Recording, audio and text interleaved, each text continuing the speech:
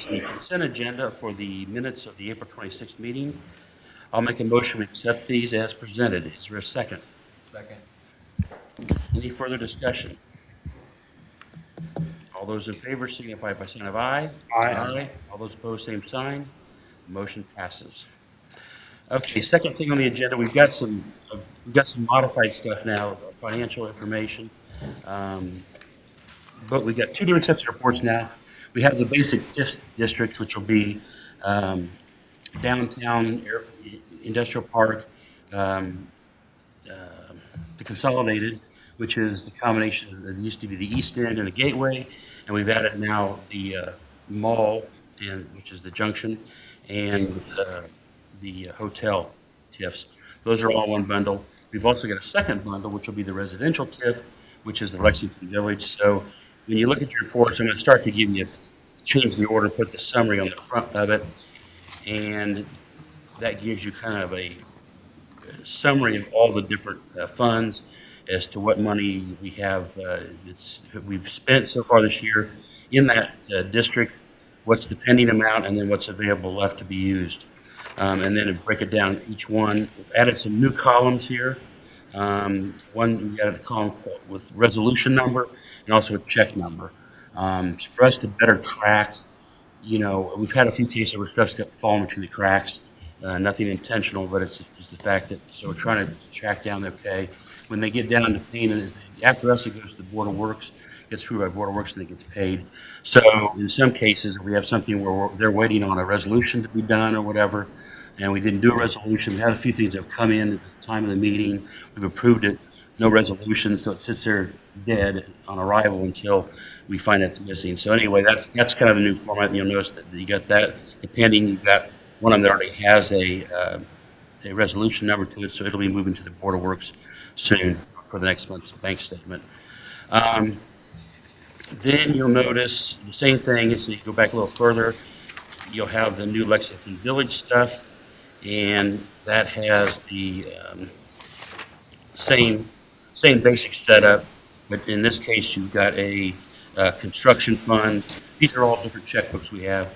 Construction fund, a bond interest fund, debt service, bond issuance, and then there's actually a TIF fund out there also. But since there's no, at this point, since there's no ownership, we'll be a year behind getting any kind of TIF monies into there. So that's the second part of that. So I will make a motion to accept the financial reports for both the TIF districts and Lexington Village. Is there a second? I'll second. Any further discussion, questions? The only thing. Something doesn't add up, I know. No. First, Mike, this is an incredible amount of work that goes into this. I'm not going to question the dollar amounts, but I just want to mention the continued conversations that we're having around the interest rates that are being paid on the balances. Yes. I just want to be known that we're aware that, in my opinion, the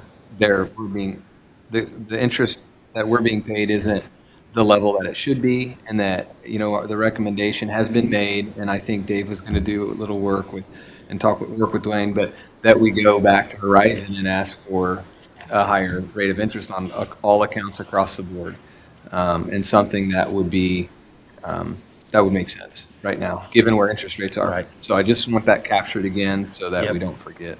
I think I see it every month.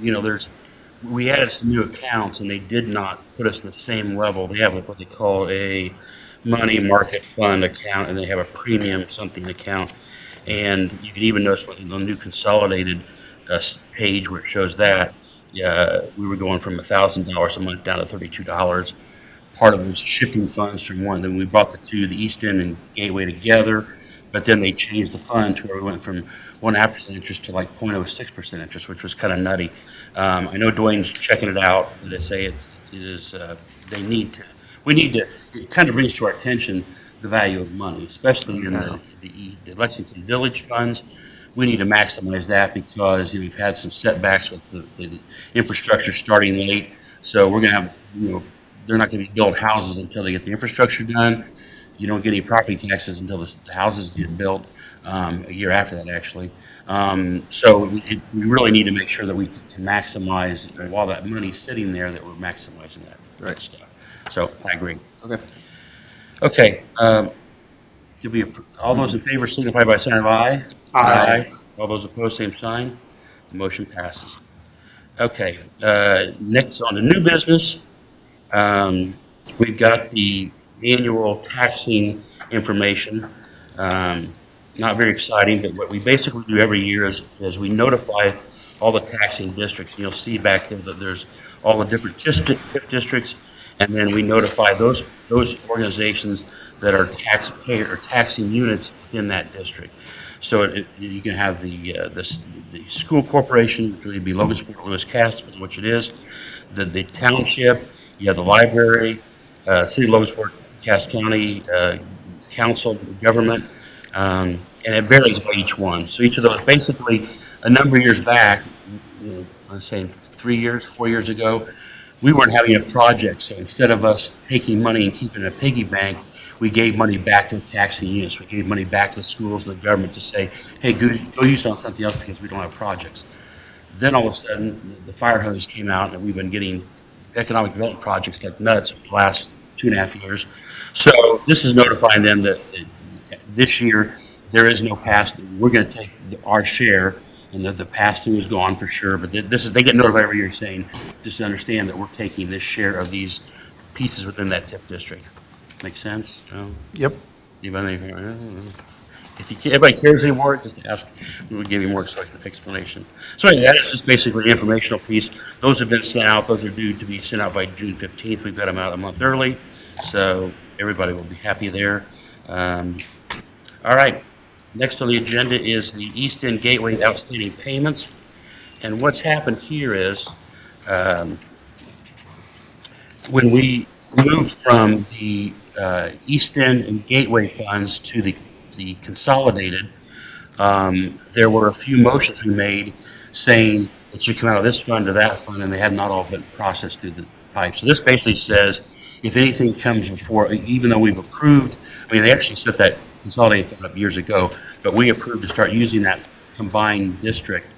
And this basically says if something comes that was on a motion from 2 years ago, 1 year ago, whatever, that had pointing to the East End or the Gateway, it now will go to this. So this is just basically saying, okay, we have it. There's a handful of things that could happen out there, but there are a few things that are hanging out from a long time ago. We approved something, and the person involved has not activated it. So anyway, I'll make a motion to accept resolution 2023-322. Sorry.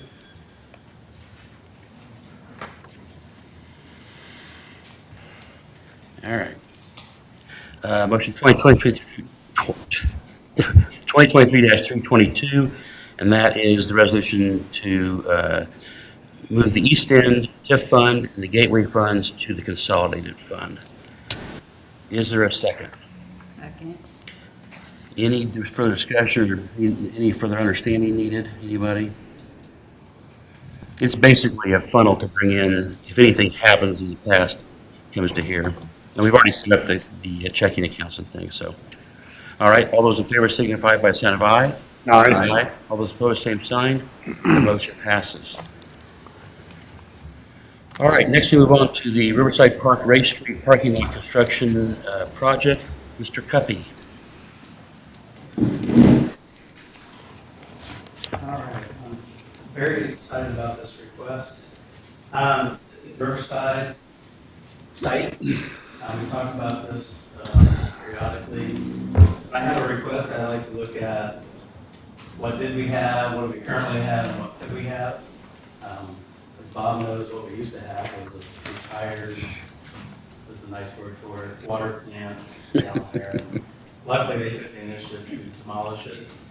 From there, REC, that kind of perked up our ears to see what can we do there to secure it in your name, and you do have the property component, and then what can we do with it. So from there, obviously your number one duty as a commission is to, it's in your title, redevelop, and I can't think of a better thing we can do to redevelop a gravel area down there that used to be a big old building. So with that, we were kind of looking for something for it to be, that could be good for all. And we have that. We have a private investment group wanting to construct a private event center on that area. With that, there are parking requirements that go along with an establishment like that. From the city side, we've always needed additional parking down there. So you kind of look at the two things paired. They need parking, we need parking. What can we do as a city to help this develop or make the numbers work? So that's where we're at. It's more than a parking lot, it's a redeveloped site. I know the public has talked a little bit about you're spending X, Y, Z on parking. Well, that's true, but it's a parking lot that has a new site development, a lot of stuff that goes underground on learning. And it comes with lighting and landscaping, and it's going to look very nice down there for that area. So with that, once this is completed, the will be turned over to the private group after completion, or actually soon, and they, from there, take on responsibility, which I think is a huge win for local sport. Not only can the public have access to a good portion of the parking lot, but this group will take care of the maintenance and snow removal and anything that comes up in the future. The request, and I'll go about in a second, but I did want to bring in who the local investors are. I think it's very good to have a face with this project. We've kind of talked in terms I can never say who they were. We made it a long way without ever having to say who they were. But with today's request, I thought it was very important to bring them in front of you.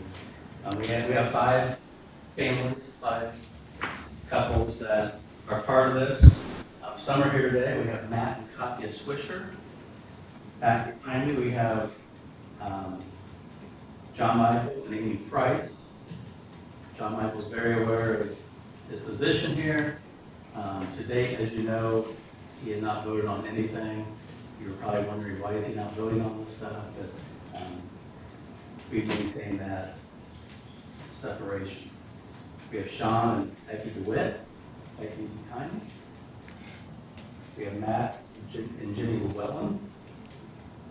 And we have Andrew and Amy Miller, which they're not here today, in deposition. So 5 localized, solid entrepreneurs, professionals that are gives me a lot more comfort in making this request. It will be called Vibrant Event Center, play off of Vibrant Events. But the request today is for $405,000. This area redevelopment is about just under $1.2 million. As you know, $750,000 was directed towards this through ARP money. City Council directed that to this project, which does leave a gap. Again, there's a lot going on down there, a lot of work to be done. Dykeman Excavating is the contractor that's been awarded the project, and there is a gap of $405,000. The good thing is, in your budget, there's room for it. We have 3 line items that we looked at that match this project. And those are economic development, infrastructure, and quality of life, which I think all play into this. And we do have budgeted items for those. It does pretty much tap out a lot of those areas. But the good thing on your budget is we have room for expenditures above your budget. As you know, TIF districts only last X number of years. We don't want to get to 10 years from now and have $1 million sitting in an account that we just didn't use because we didn't plan appropriately. So in that math, every year we're able to allocate 1/10 of that money that you guys could spend above your budget. So at the end of the 10-year term, you're not sitting on a pot of money and the TIF goes away. But I know in Dwayne's world, we don't look at those 3 line items. We look at which district it's coming from. So in the resolution, I broke down 83,000 would be a industrial park, 92,000 would be the downtown, and 230,000 is a consolidated all I did was look at the buckets those budgets had and where they fell in what district, and that's where I pulled it from. A lot of times people ask about return on investment. In this case, it's we're using it towards a private investment. That'll go on the tax rolls, the parking lot, once turned over to them, and their event center will be a privately developed business that has property taxes that will come right back to the TIF area. We don't know the exact assessment, but as in Indiana, you know, there's a 3% cap. Let's say they only assess this thing for $1 million. You know, you can do the math. I'm guessing our return on investment will be about 10 years. So every year we'll gain tax revenue to replenish the expense if you approve this. I did want to pass out some pictures. You know, these are obviously pictures, renderings. You'll see mountains in the background. Just like mountains. I do want to, We're not paying for those mountains. kind of two views. You'll see an upper seating. You'll see a lower seating underneath the roof. You don't think these are here? Thanks.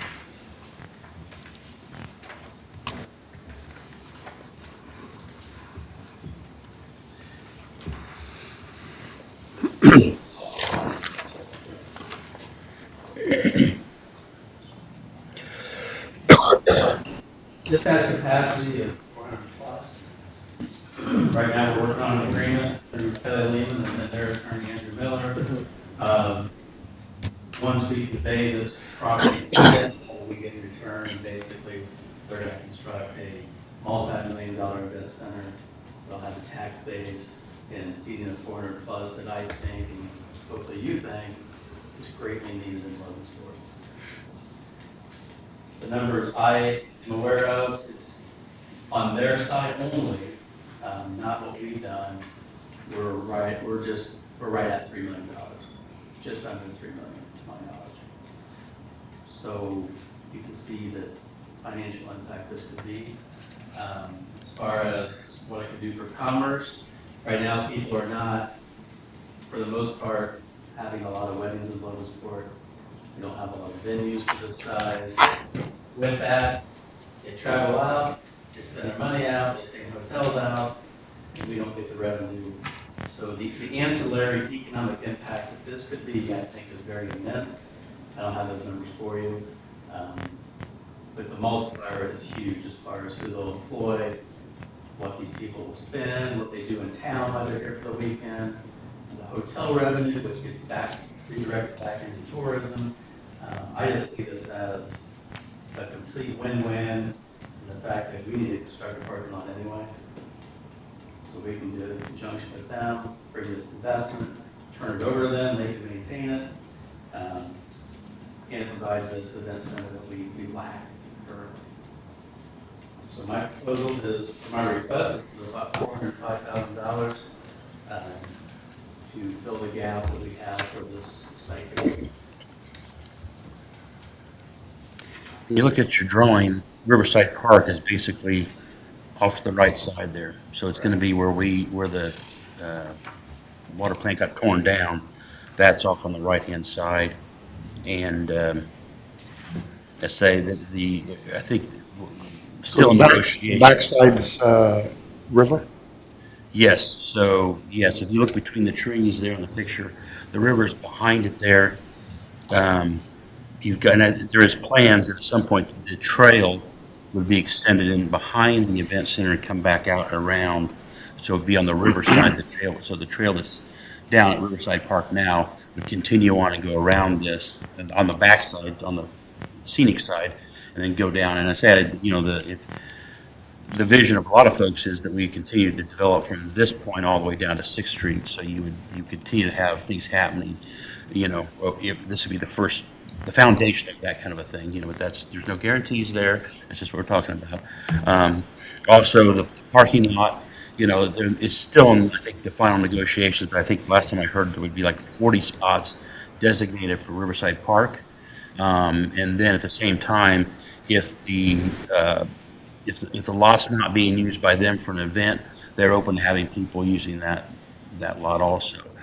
There's a lot of situations now, we've had to shuttle people in Riverside Park, 4th of July, the Carousel Fun Days, Squeal on the Eel, I suppose, so I mean, there's some things that we can work together on this thing and say, as someone has a business that's in Eastgate Plaza that has the football fans there every Friday night during the season, and what comes along with that, they've offered to work with us on that kind of stuff and have that. But then they have designated, since we're putting money into this thing, that there'll be spots there.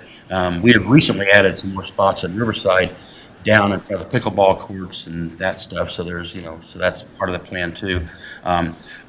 Personally, I think the wonderful thing about this is, if you think about it, when you have weddings and things like that, there's that awkward period where they need to take pictures after the service, and people go sit in some reception hall someplace, this looks like to be very nice, so be pleasurable. But we also have the carousel just a block down the way. So it would not be impossible to coordinate. I mean, a lot of times the carousel is saying, we need more people to come visit the carousel, to know about the carousel. I think this is a wonderful opportunity to expand Riverside Park in general to where people could actually, in that awkward period, service gets over, you come down here, maybe have a quick cocktail, but then you get not too many before you go to the carousel. But then we could get them settled down to they go down the carousel, entertain themselves there, miniature golf, whatever you want to do. But I think it's in a nice spot. It also then draws attention. People are going to be coming to this spot here, and if we develop all the way down to 6th Street, this is going to be the first part where people are. They're going to be drawn into this area. And years ago, I guess it was Milt Hess who was working for the hospital, and he would take people around, and he always had the issue that to show them the carousel, he had to drive through some rougher neighborhoods to get there. And so he was trying to convince doctors to come to Logansport, had this great asset, the carousel, but had a hard time showing them that asset. So this is going to give us the ability to have some access, I think, and again, thanks to Logansport Utilities for helping to make this happen. I mean, they could have left the building sit there for years and years and years, and we helped a little bit in trying to get that done. Again, I want to thank the people that have done this, because anytime you try to make Logansport better, it's hard. We've looked at housing in Logansport. It's hard to get a developer to want to come here because they can go to Carmel, Noblesville, Zionsville, and they can build all the houses they want, and it's guaranteed. These kind of projects are always a little bit at risk. So these individuals are taking their money, putting it at risk to do something like this. And on behalf of this board and the city of Logansport, we thank you guys for having enough faith in Logansport to do this. Yeah. Mayor? So I'd like to ask, our administration has been working since 2020 on a 5-year plan for that area. Obviously, Logansport Utilities has helped drastically with taking down some plants. But we do have a Riverwalk plan around this event center. It was before the event center was planned. We had that Riverwalk that was going to go through 6th Street, but then we also want to go underneath the bridge as well to attach to Stonewall Park, which would then attach to downtown. The other thing that we want to do is take government off the river. So the street department and Logansport Utilities, we are working on trying to get government off the river. So this is one private entity of local people coming together. And I think it shows that there's more pride in Logansport now than I think we've seen in a long time. And I think this is an opportunity for us to really accelerate that pride and show exactly what we're doing. All right. I'll make a motion to accept Resolution 2023-323. It's a resolution for the construction of a public-private parking lot development at Riverside Park. It's broken down into a total amount of $405,000, $83,000 coming out of the Industrial Park District, $92,000 coming from the Downtown District, and $230,000 coming from the Consolidated District. Is there a second? Second. Suzanne seconds. Any further discussion? Yeah, Yep. go ahead, I'll wait for you. So 405,000 for a parking lot. How much did you guys spend to get a parking lot ready to go down there? Because to me, it looks like it's ready for a parking lot, just a little bit more groundwork. So why 405,000 if we've already had a you pay to have that thing ready for the parking lot. It's 1.2 million. Hmm? It's 1.2 million in totality, not 405,000. 405,000 is a request a day. We RFP'd it out. There's underground utilities, there's stormwater, there's the whole package. We had 2 bids, we had Dyken Excavating, and we had F&K Construction. F&K came in at 1.5 million, and Dyken came at 1.2. So it's not ready for a parking lot. It's not ready for the parking lot. I don't think anybody knows if they get underneath the ground, but if it is or isn't. And if you- Yeah, just for your information, there's a water main underneath that parking lot, and there's storm sewer. So that all has to be mitigated before they can start putting any asphalt down. There is some work has to be done. So the 1.2 million, that's gonna be paid to Dykeman? They're GC, yeah. So who's gonna do the stormwater? So if there's any work has to be done on the stormwater, it more likely will come through stormwater Funding, right? projects, yeah. Only reason I asked that is because I just got the thing from LMU saying that my stormwater on vacant buildings, I'm gonna pay every month. So that's a whole nother issue. That's why I'm asking where the funding's coming. What I'm saying is this, if we're gonna pay 1.2 million, let's not double dip. I'm not saying you're double dipping for stormwater, saying, okay, well, we have stormwater in there and we're already gonna pay for it out of this funding, but now we're gonna charge out of this funding too for stormwater again, to lessen the burden, is what I'm saying. Does I that don't make think sense? that's to be the case. Yeah.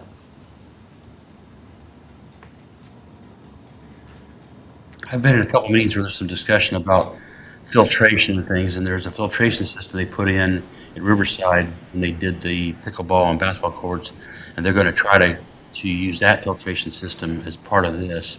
This is from LMU, or LU. And so they're going to funnel that, and somehow it filters it and then goes into the river, rather than, I think, even going through the stormwater system, I think is what their plan is, but anyway. The engineers are recommending an office world structure. Gotcha. But they're recommending that. We do have approval through IDM on that current concept. There's discussion, we need that. There's local experts that are saying that's too much. We can slope it, we can,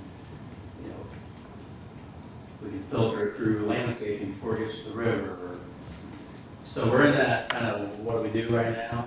But we've shot, we have to assume, I have to have that, but that's what the engineer is saying.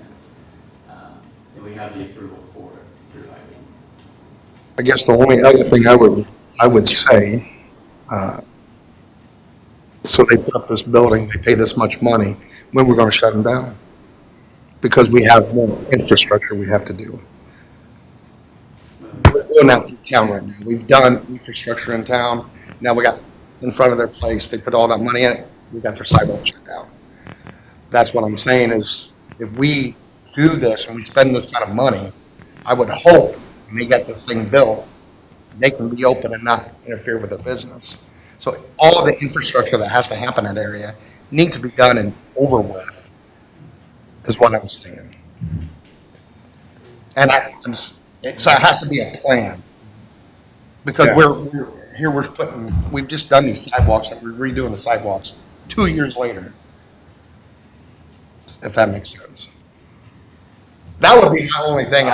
We just keep spending money, and we can do it this one time and be done and over with. And not shut these people down after they put all this money into it. Oh, sorry, we kind of screwed up for a while, but we'll get there to you. I mean, it's just I hear people in the restaurant frustrated. It's like, wow, can't even walk down the sidewalk. I'm like, well, we're trying to make the city better. Well, they just did that 2 years ago. Okay, we're trying to make it better. That's what I'm hearing, and that's what I would say for these people to spend this kind of money. Luckily, this is a Let 'em roll. low-quality infrastructure project. We don't have any reliance on NDOT Right. or others that we can't call the shots. Yeah, and I think there's your answer to those people who are talking to you, is that it's an NDOT project that you're seeing going on right now. That's not a City of Logansport Well, project. they look at it as city of Logansport, Yeah. of course. So Yeah. it's kind of Oh, Yeah. my gosh. Right. And I- That's that in. Right. And I think that there is a plan, and there is a plan to be having things done in a good order. Mm. And I think that, because they're not going to start the asphalt for a while, right? They're hoping to be mobilized a few days after the. After the squeal. Could have been a war zone down there. Yeah. I think the other nice thing is this thing backs up against Riverside Park. So it's not a case where it's in the middle of that area and you then had construction happening on either side. It's going to start at Riverside and go that direction. So any further construction, let's say if we have some more things happening down the other direction, will happen on the other side of them. So still have access to them. I don't think they're going to block them off. There's also a plan that has Riverside's, the street that's there, so you can debate what it's called, but the street that's up by the river, it comes partly through their into their parking lot, so it feeds in there now. But the future plans of Riverside Park would be, we might close that off and have it be grass to the river, and then have the streets be two-way at the top of it. So I mean, there's all kind of different options to say, and that's, you talk about planning. There's a lot of planning that's like, okay, it's all like dominoes. Okay, this happens here now. What do we do here and that stuff? And there's Jan. She's smiling. She's so happy. So I mean, so it goes into the Parks Department and the city then to figure that out. Okay, so how are we going to do that? And I'd say in the squeal for the reel, this makes it better even for future events like that, because you'd have some, either potential public-private also have them provide some services for something like the squeal and the eel, or even some parking and that kind of stuff. So I mean, that'll yet to be figured out. That'll, shakes down as it goes. So the one question I Yeah. have, Mike, is that, so the parking lot will be owned by the developers, right? And there's going to be alcohol at the event center, and that will not impact the park, right? From the event center standpoint, we don't have any control over that, just like we don't have any control over somebody walking from Bonus Pines or Science Project or Renewal Down to the, to the yeah, park. right. So we'll be relying on the same public services we have now to control those things. We won't have 24-hour security over the park. It's just not right. Okay. All right.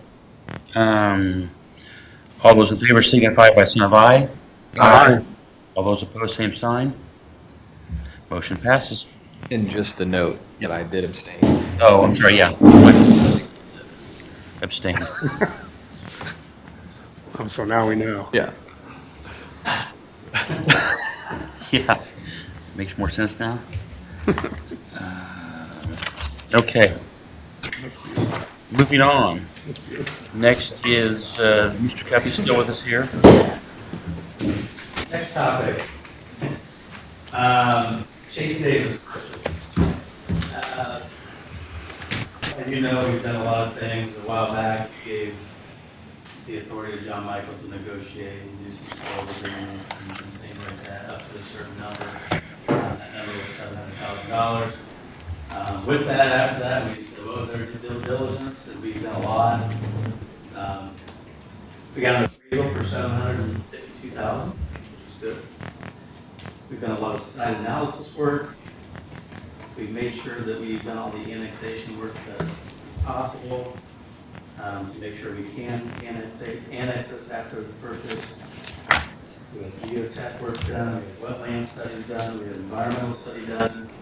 I can't think of any other studies we could possibly pay for. Everything came back. It's a great area to develop. Then we move to, we have procedural things we have to go through. On Monday, I went to city council, and since this property is not currently in the city of Logansport boundary, RDC has to what they do. What you need, though, is you need the blessing from the city of Logansport City Council that they are all for annexing the property. There's two issues. You couldn't buy it with it not being annexed in the future.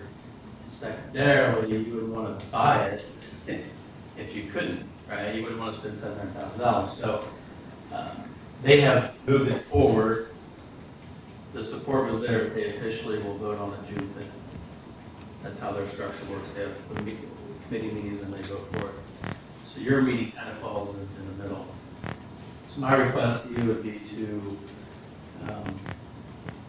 actually $702,000, $700,000 for the purchase, $2,000, put $2,000 for closing costs, contingent on if City Council officially gives their blessing that they will support the annexation on June 5th. So you would have a contingent approval. If they move forward on June 5th, then we're set to close. The money, if you recall, hopefully you recall, in 2022 you encumbered $350,000, which was half the purchase. For 2023, we budgeted $350,000. Should have budgeted $352,000 apparently. but we budgeted $350,000 to get to the $700,000. And to date, everybody's been on board. Everybody's been voting yes for all these studies to be completed. So now we're kind of to the finish line of the actual purchase. It was in the front page of the paper today. That was because of my Monday meeting. I had to go get their support for annexation. If you approve it and you buy it, the actual annexation work starts from that point, and it takes anywhere 4, 5, 6 months. It'll be a voluntary annexation, which annexation laws have changed greatly. It used to be that 60% of the people had to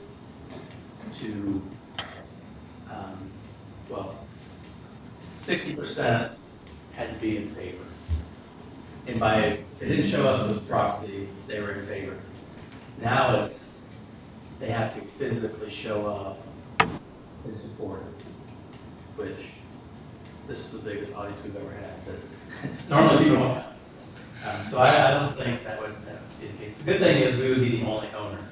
So RDC would be 100% owner. So your representation would take care of the whole percentages, and then the annexation moves forward. That's why it's called a super voluntary annexation. And we have no desire to annex anybody else. Now we could take public comments, and maybe the group on Hasty Hill just wants to be annexed, or the other Perrysburg, or whatever it might be. But our intent isn't to go start gobbling up everybody out there. For one, I don't think it'd happen. It'd have 60% of them show up. Anyway, that's where we're at. This is to move it forward, gain control, and annex the property. Just one more additional piece. We do have a signed cash lease agreement with the farmer too, and so in July those funds will come in. It's $11,400 approximately, something like that. So it's not huge, but it's also only 41 tillable acres. So that's in place too and signed. And that All your group offered $650. You approved $650 16 months ago, 18 months ago. We did not get it, and it was fully disclosed from the start that each main DR. Tried to be blunt Monday night, and hey, you're gonna make a little money. It is what it is. You would hope that if you buy real estate, if all you guys buy real estate and sell in 18 months later, I hope you make money too. It wouldn't be a very good investment if you wouldn't. So where we're at, luckily we're buying under appraised value, and I think it's a good deal. And also for the record, there's been no super plan of this is what's going to happen in that area. We don't know, it's intended to be housing. You've got the Lexington Village project now. There have been discussions of you could have higher end housing there. You also got Dr. Goris's office there, so it's not impossible. It couldn't be if people say they don't want housing there, we also can use it for other economic development. The opportunity to have it be annexed into the city allows taxes to come into the city for future stuff. So that is part of this thing. The opportunity is right. I've talked to a lot of people that are upset with Ethan Manning over this thing. You know, the reality is, look the time it's taken us. There was a family there that lost it. The loved ones that owned the property, the kids wanted money. And, you know, we are a slow-moving ship. You know, we cannot turn on a dime. And in Ethan Manning's case, he is somehow in the real estate business of some sort. He knew about it before the signs were posted out there. We saw it available, so this would be a good opportunity. We came in, the family potentially could have, you know, come our direction or whatever. And, you know, I would have preferred to probably give them more money than to Ethan, but, you know, at the same time, you know, he was the fast solution for them. We are the slow solution, even though they could have maybe made some more money. But as I say, so I'm not, you know, I have a lot of people want to get mad at Ethan Manning. It's America, you know. I mean, it's capitalism. You know, he saw the opportunity, took advantage of the opportunity, and then, you know, and turned around and then say, and I think originally he had plans he was going to live there, had a different property then, blah, blah, blah, blah. I think this is going to be good for Logansport. It reminds me of the school corporation that bought that piece of land out on Chase Road 20 years or more ago, sat on it, thought that someday they would need to grow, and all of a sudden now this year they've opened a new school there. I think the same piece of land for us has the same potential, and provides, you know, in some meetings with the LU, you know, they talk about the only way for them to grow the utility company is to have more customers. So things like Lexington Village and out there would help them also in the long run. A lot of cost up front. But I just think, you know, a community, you can get overshadowed with some of the negative stuff. I think it's important that we really look at it and say, this is good for Logansport. Now, whether it's tomorrow or 15 years from now, I think we're just making a step that's going to be really important for just future development. So anyway, all right. I'll make a motion that we accept Resolution 2023-324. It's approving the allocation of tax incremental financing dollars to purchase the property at Chase and Davis. The amount of money is $702,000. Of that, $700,000 is for the purchase of the property, and up to $2,000 will be for closing. Side note there, we would probably have more like $350, so we were way over the top. This will cover any closing costs. Those things sometimes get negotiated, so we've given the whole up to amount of $702,000 just to make sure we don't have to come back to us again for another $100 or something like that. Okay, so that's the motion. Is there a second? Second. All right. Yeah, with our approval, if it passes, being contingent on the city council's final approval for annexation on June 5th. Okay, correct, yes. Discussion.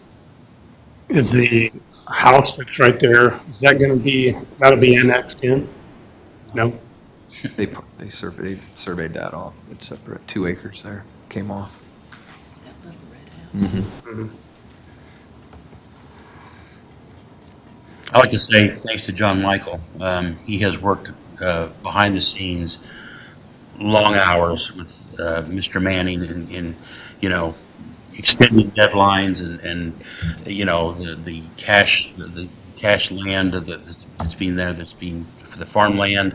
He's done all that stuff and you know, on his own time, and we are thankful for what he has done, because we could not have done this without his, you know, his expertise, and also Mr. Cuppy. Both of them, their strong banking background has been very good.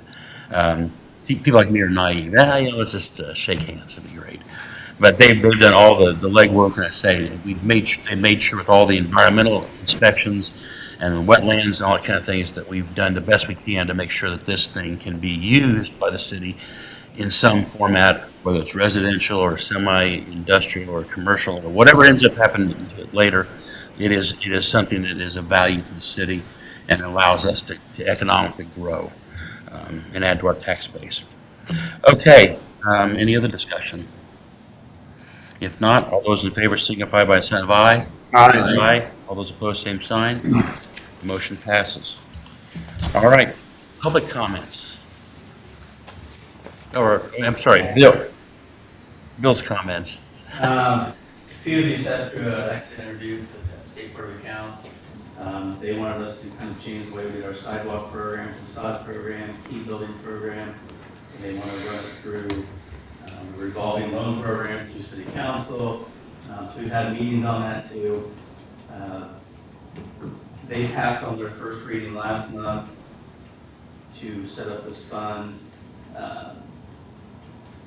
All we're doing is we're inserting your budget line item, which is $205,000, what you normally would spend on that type of thing. We have an appropriation hearing on June 5th at 6:20, and at 6:30 they vote on their second reading. If that all passes, our programs continue, but it's this movement of money. So basically, you're still the approving body for these projects, but it has to funnel through City Council and back to the customer. Basically, because we do things on private property is the sticking point.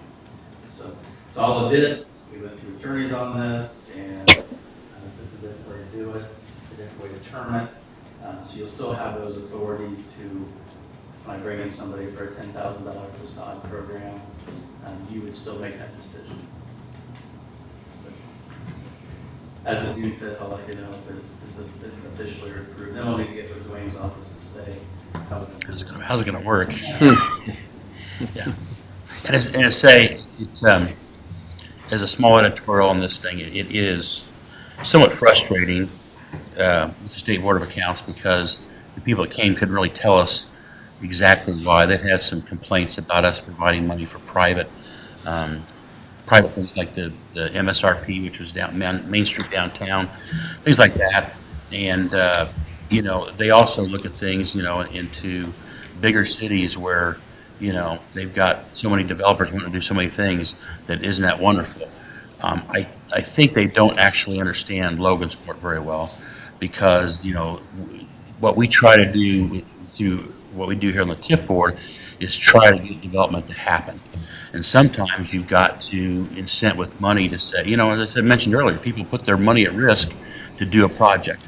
Could be a fabulous, as Perry said, it could flop. And so then you get out and whatever. But I think that what we do is good there. We've talked to all the attorneys and accountants as to how to handle this. This isn't new in the state of Indiana. It is going to mean we'll have to have some kind of a, we're putting money set aside into the city council, and then we will jockey money in and out or whatever for those purposes. So it's basically they've got seeded money. They work with economic development in a different way than we usually do. So anyway, they got a good plan. It's going to add another layer of confusion.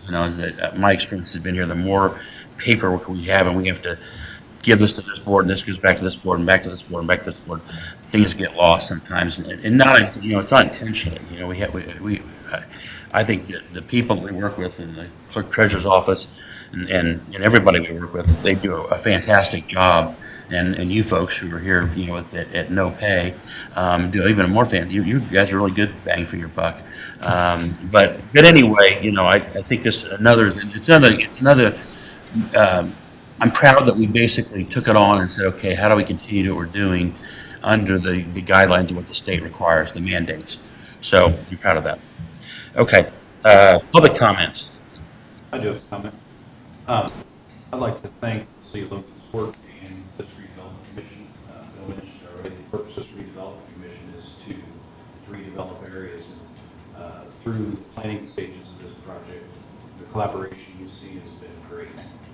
With Logansport Utilities, with the local contractor base that I'm using. It's just been fabulous to see the amount of collaboration you can have to redevelop what was a light property with a shuttered water treatment facility and turn it into something great. So thank you to the City of Logansport, this Redevelopment Commission. You're going to get some naysayers. It's pretty easy to sit behind a keyboard and do that.